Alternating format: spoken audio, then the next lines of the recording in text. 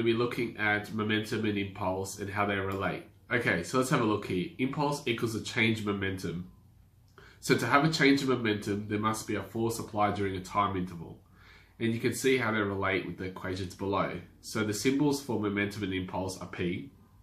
Momentum is given in kilograms meters per second, while impulse is for newtons seconds.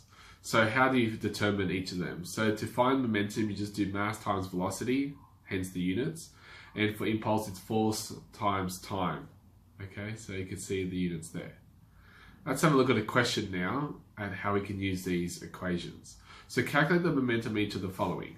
1600 kilo truck moving at 7 meters per second east can be given as follows. So 1600 kilos times 7 meters per second, and your final answer is 11,200 kilograms meters per second east, because it was going east, and we give it the positive value of 7. So you can do B and C as follows. Okay, remember if it's south, then you must have your answer as south in the remaining two. So let's have a look here at the next question.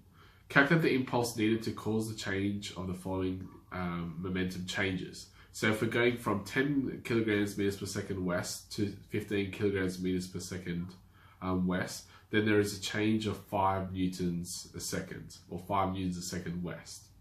For B, from 12 kilograms meters per second south to 15 kilograms meters per second north, you need to have a change of 27 newton seconds north. Okay, you can see that there by my equation.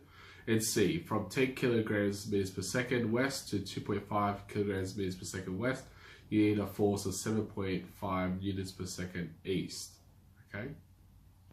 Now my final question is, a toy car of a mass of 4 kilo is struck horizontally by another car, causing it to accelerate from 4 meters per second to 10 meters per second, in 0.1 seconds. If the car was on a frictionless surface, calculate its change of momentum for A, B, the impulse applied to it, and C, the average of force applied to it. So you can see here that I've got P equals mv, 4 times 6 equals 24 kilograms meters per second for A.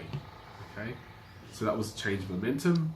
Now let's look at B, the impulse applied to it. So you got 24 newton seconds direction of the force. Okay, to the direction of the force. Okay, it's the same answer, just change the units. Okay, now we've got here to see the average of force applied. Now it's a bit different because it's over time. You've got 24 newton seconds divided by 0.1, so you get the average force applied to is 240 newtons. Now I hope you enjoyed this video. I play this on Dynamics on my YouTube channel and also Kinematics. So check it out and please subscribe. Thank you.